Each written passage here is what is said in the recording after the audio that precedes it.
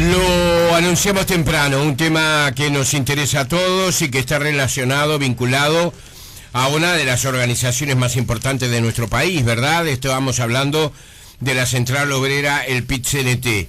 Y relacionado, vinculado al PIT-CNT, ¿cuál es la conducta que concretamente ha adoptado o va a adoptar la Central Obrera mirando las próximas elecciones nacionales? Estamos en línea con quien nos está atendiendo en estos momentos muy gentilmente, a quien agradecemos, el coordinador del PIT-CNT, Fernando Pereira. ¿Qué tal, Fernando? Buen día. Es un gusto estar con ustedes, Jorge, como siempre. Gracias por recibirnos. Fernando, ¿qué está pasando? ¿Cómo está actuando la Central Obrera mirando las próximas elecciones? Bueno, las elecciones son importantes para toda la sociedad. Nosotros organizativamente tenemos una mirada y personalmente cada cual debe tener la mirada que le parezca más oportuna. Es decir, los dirigentes sindicales, como cualquier otra persona, tienen derechos civiles que a veces los ejercen de una manera o de otra, pueden integrar listas nacionales, pueden integrar listas departamentales, pueden hacer política, igual que lo pueden hacer los empresarios, los panaderos, los periodistas, es decir, todo el mundo puede hacer política, eso es en términos personales. En términos colectivos, que es lo que tenemos resuelto claramente, es una definición que para mi gusto ha ayudado a conducirse al movimiento sindical en estos 9 años, que es la independencia de los partidos y de los gobiernos, pero al mismo tiempo que no falte, que no sea indiferente, neutral. Es decir, el Uruguay, como nos ha tocado dirigir al movimiento sindical en parte de los 90 y los primeros años de la década del 2000, tuvimos una dificultad muy seria que fue la quita de la negociación colectiva, la falta de negociación colectiva. Esto dicho así parece poco, pero después si uno analiza qué pasó con la falta de negociación colectiva en relación al salario, hubo una pérdida de salario, una pérdida de poder adquisitivo muy importante. ¿Qué pasó en relación a la seguridad y la salud en el trabajo? Un deterioro muy importante. ¿Qué pasó con el salario de los maestros, profesores, funcionarios de primaria, de secundaria, de UTU? Un deterioro del salario muy importante. ¿Qué pasó con los presupuestos de políticas sociales? Una falta de aplicación de políticas brutal. Yo diría que en el Uruguay de presupuesto educativo en los últimos 50 años. Basta ver los técnicos de cualquiera de los partidos políticos que hayan hecho la evolución del presupuesto nacional en materia de educación para ver los resultados nefastos en materia de inversión educativa. Y cuando uno empieza a mirar aquellas sociedades que han tenido mayores niveles de desarrollo, son aquellas sociedades que han logrado achicar la brecha entre ricos y pobres, es decir, achicar esa brecha significa, por ejemplo, que en el Uruguay el 1% de los ricos se queda con el 14% de la riqueza y el 1% de los más pobres no llega al 0 punto algo. Esta brecha en el Uruguay se ha ido achicando, pero en términos muy relativos. Y el segundo es que los uruguayos tengamos el mayor nivel de educación formal, técnico, profesional y científico posible, porque eso es finalmente lo que le dio a esos países la posibilidad del desarrollo, no solo industrial, sino del desarrollo humano. En esa dirección el movimiento sindical en estos 9 años ha hecho cerca de 30 paros nacionales, parciales nacionales. Esta se transforma entonces en la central sindical con mayor número de movilización. Si analiza la conflictividad sectorial, también es la mayor de América Latina. Y a esa central se le dice que no tuvo independencia, ¿me entiende, Jorge? Sí. Es absolutamente absurdo. Lo que se puede decir es que los logros que obtuvo el movimiento sindical también encontraron del otro lado una sensibilidad diferente con los planteos de los trabajadores. Por ejemplo, cualquier trabajador que esté escuchando la radio sabe que ahora su salario se ajusta una vez cada 6 meses, una vez cada un año con recuperación salarial porque existen consejos de salarios. O, por ejemplo, las madres que van a tener un niño saben que pasaron de 12 a 14 semanas y que hay derecho a la ley de paternidad porque se peleó una ley que mejorara esos derechos. Sí. O el trabajador rural conoce que tiene hoy 8 horas de trabajo cuando antes trabajaba de sol a sol. O la trabajadora doméstica firmó su tercer convenio colectivo, lo que no solo supuso un aumento sustancial del salario, sino el derecho a la seguridad social y un cambio sustancial, que pasó de ser la señora que ayudaba en la casa a la trabajadora doméstica del hogar. Estos cambios en el Uruguay lo hemos logrado con mucha lucha, con muchas horas de movilización, también colocando la mayor masa crítica posible de nuestro movimiento sindical y sobre todo lucha, movilización, que es lo que sabemos hacer. Esos pisos de logros es lo mínimo que nosotros vamos a mantener para el futuro gobierno. Bien. En el caso de que gane Tabaré Vázquez o en el caso de que gane la calle Pou. A nadie se le puede ocurrir que si gana la calle Pou, que es una situación de la que se está planteando, el movimiento sindical se va a parar de la trinchera en una trinchera. Lo que se va a parar es en la defensa de estas conquistas que son muy importantes.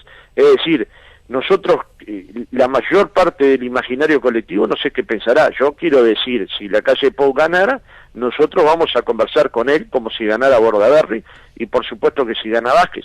Ahora, está claro que no tiene nada que ver el modelo que se aplicó en el Uruguay entre el 90 y el 2004, que fue nefasto para el movimiento obrero y en particular para los trabajadores, con el modelo que se aplicó del 2005 en adelante. Esto puede ser como visto como falta de independencia. Yo diría que no, que esto puede ser visto como no ser indiferentes ni neutrales ante un proceso que generó, por ejemplo, 46% de crecimiento salarial promedio en 9 años.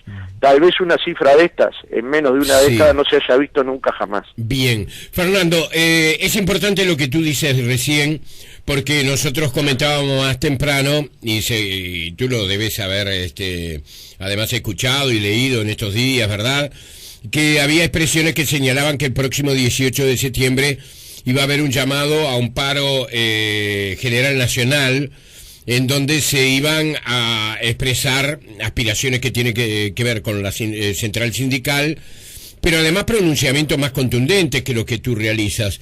Es decir, tú planteas una situación desde una lógica que yo creo que puede ser muy aceptable o mucho más aceptable que la que había trascendido hasta el momento. Es decir, tú decís, sí, nosotros no tenemos ningún inconveniente si la calle Pou gana o si gana Bordaberry, en conversar con ellos y en tener una actitud abierta. Lo que sí no vamos a hacer, y eso se comprende, es decir, renunciar a aquellos postulados que de alguna forma han sido los postulados obtenidos por el PIT-CNT, o que la Central Obrera considera hoy como de perentorias necesidad para el trabajador uruguayo. Hay una diferencia importante entre una cosa y otra, porque por ejemplo hubo expresiones de algunos de tus compañeros que señalaban, por ejemplo, que el PIT-CNT no iba a indicar a quién debía votar la masa trabajadora, pero sí que iba a sugerir concretamente a quién no debía votar. Y eso sonaba como una situación que provocaba cierto ruido, si tomamos en cuenta que dentro de los trabajadores, dentro de los aportantes, dentro de las personas que siguen, digamos, la dirección que la conducción del PIT-CNT traza, hay también, uno piensa lógicamente, según las cifras, ¿verdad?, trabajadores que responden a otro tipo de pensamiento que es el oficial. Es decir, que el planteo que hace Fernando es diferente al que se había entendido hasta ahora. Es posible. Yo entiendo que cada uno de los compañeros pone un énfasis de acuerdo a cómo declara.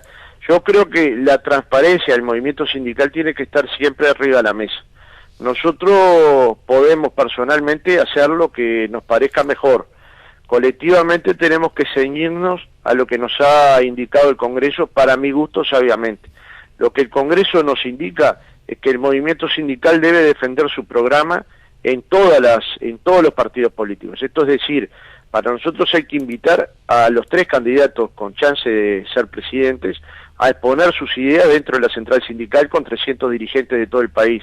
Esto implica entregarle a esos dirigentes un documento previo con algunas de estas propuestas que yo le he formulado. Por ejemplo, el salario mínimo 15.000 pesos. ¿Es posible colocarlo en Uruguay o no?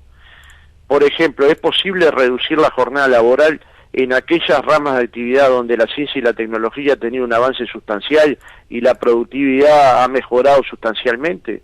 ¿Es posible analizar temas como bajar los tickets y las órdenes para consultas médicas para que no sea el impedimento de que un paciente vaya a atenderse o que un trabajador vaya a atenderse?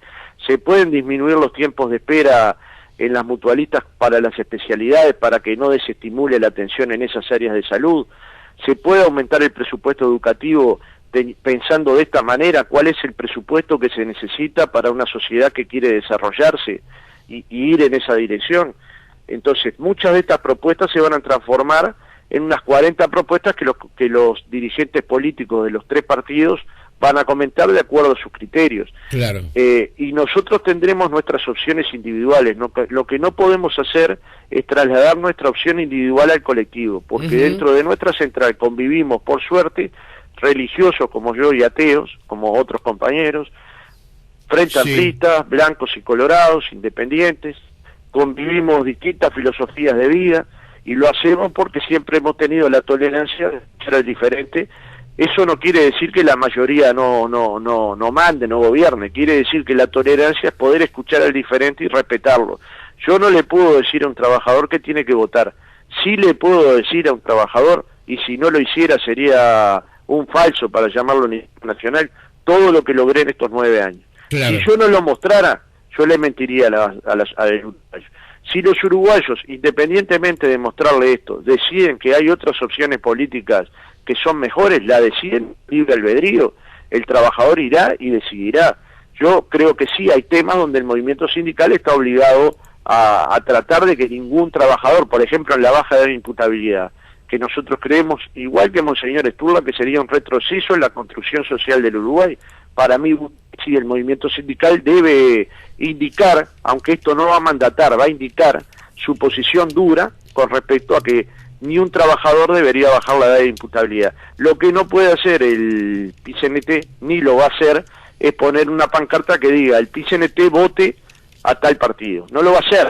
Lo pueden hacer dirigentes individualmente porque tienen ese derecho legítimo que por suerte en el Uruguay y en muchos países del mundo lo da la Constitución de la República y las leyes. Y para mi gusto, mientras esa Constitución y esas leyes estén vigentes, lo que no me prohíbe la ley lo permite, ¿verdad? Está claro. Yo ejerceré individualmente mis derechos, pero colectivamente este va a ser el acto con paro del 18 de julio. El paro, en realidad, es el instrumento para que miles de trabajadores estén en un acto que el movimiento sindical quiere colocar en la cabeza a la gente. ¿Por qué cosas vamos? Porque no es solo qué cosas conquistamos. Ahora porque vamos, ¿verdad? Porque no hay en el Uruguay, vos lo conocés, un movimiento sindical conformista. No, está claro. Déjame volver un poquito para atrás para algunas cosas que dijiste, Fernando. Yo creo que ninguna de las demandas que tú planteaste y esas preguntas que tú decías, alguien las puede considerar como descabelladas o desubicadas con la realidad nacional. Por el contrario, creo que están, digamos, apuntando a temas muy sensibles del día a día de los trabajadores uruguayos, ¿verdad? De muchas circunstancias. Tú mencionaste temas allí que tienen que ver con la salud, con la calidad de vida de los trabajadores, con la seguridad, es decir, con una cantidad de temas que yo creo que encuentran o van a encontrar en el trabajador. Estoy especulando y esta es una opinión personal. Yo tampoco puedo hablar en nombre de todos los trabajadores, aunque me siento un trabajador. Yo creo que representa buena parte de los inconvenientes serios que a veces conspiran contra eso que mencionábamos recién, la calidad de vida del trabajador.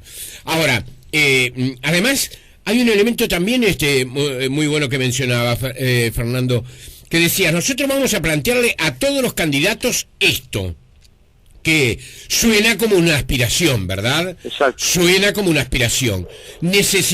Queremos esto para los trabajadores uruguayos, porque no solamente es una necesidad, sino que es una manera de dignificar digamos, el resultado del trabajo de cada uno de los que se levanta de mañana para ir a cumplir con su deber. Pero agregaste una cosa muy interesante, que todo esto se puede, es decir, porque por un lado está la legitimidad de todos esos reclamos, que yo te reitero desde un aspecto absolutamente personal, no tiene más autoridad que eso. Carece de otro valor que eso, que lo que sentí cuando tú preguntabas esto. Me pareció todo absolutamente muy sensato, muy cuerdo, pero además me pareció muy sensato que después dijeras, bueno, todas estas cosas se pueden hacer, Entonces, porque a veces está lo que queremos, lo que deseamos, con lo que podemos. Y yo supongo que en esa pregunta ¿se puede? Va a haber un sí o un no. O un sí se puede tal cosa y un no va a haber, hay que postergar otras. Y allí se marcarán prioridades, etcétera, etcétera. Me parece realmente un planteo que está diferenciado de lo que de alguna manera había trascendido, o por lo menos yo había escuchado que tenía como significado el próximo paro general nacional del 18 de septiembre y además el encuentro que se va a realizar programático, ¿verdad? Creo que en el Teatro del Galpón es... exactamente. En el Teatro del Galpón. Es decir, me parece una actitud muy cuerda. Tú dices que la Central Obrera va a convocar a los 3 partidos políticos, ¿verdad? Sí. Con posibilidades. No estaría mal de pronto que llamaran a los 4, ¿verdad? Pero esa es una decisión que ustedes tienen que tomar. Es un comentario aparte. Es decir, incluir al Partido Independiente también. No es que no quieramos. Si hay agenda, lo vamos a hacer. Nosotros respetamos mucho a Mieres y por Conrado Ramos en particular yo siento aprecio. Sí. He conversado mucho con él sobre reforma al Estado, lo conozco una persona seria y con conocimiento, es decir, a mí no me cabe, digamos, si alguien opina igualito a mí, digamos, para hablar con igualito, viste, más vale no perder el tiempo. Sí, se vuelve aburrida la no, uno se conversación. mira al exacto, más vale hablar con aquellas personas que tienen diferentes posiciones en algunos temas, pero que aportan desde el fondo a los temas que son centrales. Conrado Ramos es una persona que yo respeto mucho. Claro, van a reunir... Y a Mieres también, ¿eh? Sí, claro, quedó claro, Fernando. ¿Van a convocar a los 3 presidenciables simultáneamente o de a uno? No, de a uno. Van a venir 300 dirigentes sindicales que son representantes de todos los sindicatos nacionales del Uruguay, de los plenarios departamentales del interior. Las reuniones ya la hicimos en la campaña anterior y fue invitado Mujica y Lacalle. Lo hicieron en un clima de respeto absoluto por las posiciones que eran similares al movimiento sindical y por muchas posiciones que marcó en aquel momento el doctor Lacalle, que eran claramente contradictorias. Y me parece que ese clima de respeto en el Uruguay es un clima que hay que preservar. Digamos, calentarse y decir cosas grandilocuentes para aparecer en un medio de comunicación parece ser una práctica cotidiana de estos días. Yo prefiero racionalmente decir hacia dónde vamos. Digamos, yo podría decir algo grandilocuente contra alguno de los candidatos y probablemente mañana, porque lo dije en tu programa, que mucha gente lo escuche, me lo coloquen en una tapa del diario. Yo como creo que hay algunos aprendizajes que tuvimos de la generación de Delía, yo en particular de Delía, milité unos cuantos años, les conviene tener una agenda larga, grande, pero al mismo tiempo que tener una agenda larga, tener un tipo de diálogo con todos los actores de la sociedad, incluyendo los actores políticos, que cuando uno levanta esa agenda y llama por teléfono, el otro lo atiende, aunque sepa que piensa diferente, porque la actitud que ha tenido esa persona ha sido de absoluto respeto. Entonces yo evito los comentarios grandilocuentes, aunque muchas veces uno se tienta porque son los que después aparecen en la tapa de los diarios, ¿no? Pero como me parece que la actividad sindical no es para ser famoso, sino para cumplir un rol en la sociedad, y que el día que yo deje de ser dirigente sindical y pase a ser un vecino más del cordón, voy a caminar y mucha gente me va a saludar con simpatía, pero ningún periodista me va a venir a entrevistar, salvo que sea una casualidad de esas consultas callejeras, porque yo soy en función de dónde estoy, y estoy en un movimiento sindical que, como vos dijiste, es una organización sindical de 350.000 afiliados, la que tiene más afiliados en relación a la población económicamente activa de América Latina, y es una de las principales del mundo con afiliación libre y voluntaria, es decir, no con afiliación obligatoria. Esto nos ubica siempre en un marco de alta responsabilidad. Nosotros no podemos salir a largar rechazos porque si nuestras posiciones cada vez tienen que ser más estudiadas, cada vez un dirigente sindical tiene que dotarse de mayor nivel de conocimiento, cada vez un dirigente sindical tiene que tener más horas de lectura, cada vez un dirigente sindical tiene que leer personas que opinan muy diferente a él. Yo, por ejemplo, no dejo de leer ningún libro que publique ningún pensador de la derecha, no porque me vaya a transformar en la derecha, porque simplemente quiero saber qué opina, y necesito saber qué opina, ni tampoco me privo de leer aquellos filósofos o pensadores que están pensando el Uruguay o el mundo a 30 años, porque me parece que tener una mirada en perspectiva siempre es importante para un dirigente sindical. Pero pensemos, Jorge, que hoy un dirigente que se sube en un taburete y hace un discurso fuerte, no es esa la condición única que debe tener. Claro, debe totalmente. Además de tener conocimientos de derechos, de economía. Es decir, cuando el dirigente sindical llega a la dirección del PICNT, tiene que haber tenido tantas horas de estudio como un médico. El problema es que no es una profesión universitaria, es una profesión que la da la vida. Pero la vida, uno la tiene que ir interrelacionando con la universidad. De hecho, tenemos muchos convenios con extensión universitaria que nos forman en relaciones laborales y en derecho, con economía, para tener formación en economía. Hemos conformado una escuela sindical con muchos economistas de mucho valor. Hemos conformado un grupo de abogados que nos asesora. Es decir, todos somos conscientes que el movimiento sindical de los 60 nos dio las herramientas fundamentales para la unidad en la diversidad, para la fortaleza ideológica, para saber de cómo construir una central fuerte, pero que hoy tenemos unos requerimientos que son diferentes y que tenemos que estar a la altura de esos requerimientos. Sí. Nosotros no le podemos hacer propuestas a la sociedad que después sean insustentables, claro. Ni tampoco podemos ir por el planteo mínimo, porque nuestro planteo es de máxima, es de generar una condición de vida que el trabajador pueda vivir dignamente.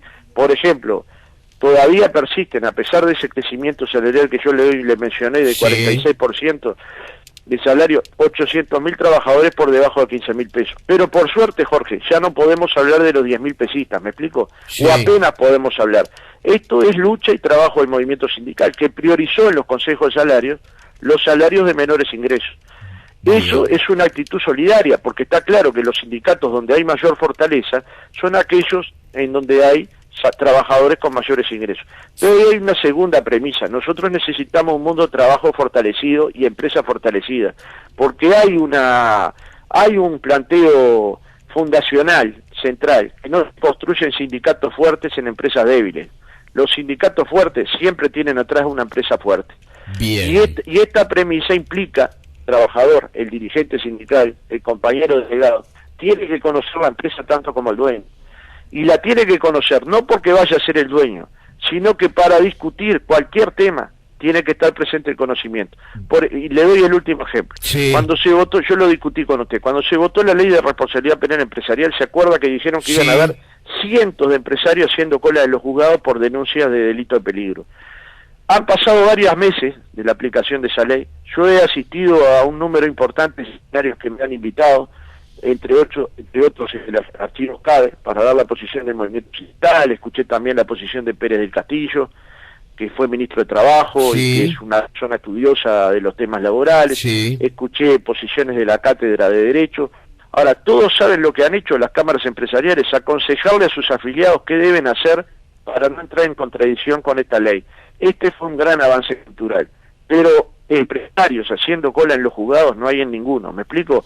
Que a veces se aplica, es que yo le digo grandilocuentes, en vez de tener un diálogo más constructivo. Por ejemplo, ni bien se aprobó esa ley, sabiendo de la molestia de los empresarios, yo particularmente llamé a los empresarios para construir un ámbito tripartito que discutiera una ley de salud y seguridad en el trabajo que abarcara todas las ramas de actividad, y que fuera superadora de la ley de 1915 y que al mismo tiempo fuera superadora de la ley de responsabilidad penal empresarial.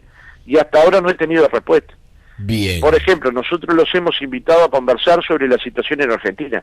No es que igual fuimos, conversamos con los trabajadores y muchos de los temas que estaban en Argentina se destrabaron por la acción de las centrales sindicales argentinas y por conversaciones que hemos tenido con muy bajo perfil en la Argentina. Pero de hecho, acciones de este tipo, el movimiento sindical hace todos los días, lo que las hace en forma silenciosa. Si yo le dijera a Jorge que cientos de estudiantes del interior del país, hijos de trabajadores, vienen a estudiar porque están adentro de los hogares de los sindicatos, hogares que se construyeron con patrimonio de los sindicatos. Si miles de trabajadores uruguayos cansan en el verano, es porque hay decenas de colonias que se han construido con enorme esfuerzo y con la contribución económica de militantes sindicales. Si yo le dijera que hay decenas de bibliotecas que son utilizadas por trabajadores precisamente porque han tenido una construcción colectiva, es una cara del movimiento sindical casi desconocida, ¿me explico? Guarderías ni le cuento. Ahora, a mí me enorgullece tanto las medidas de lucha que hicimos para conquistar derechos, como nuestra participación solidaria en la inundación de Paso Carrasco, o en las inundaciones anteriores, como nuestra participación en el plan Juntos, o como estas cosas que les mencioné.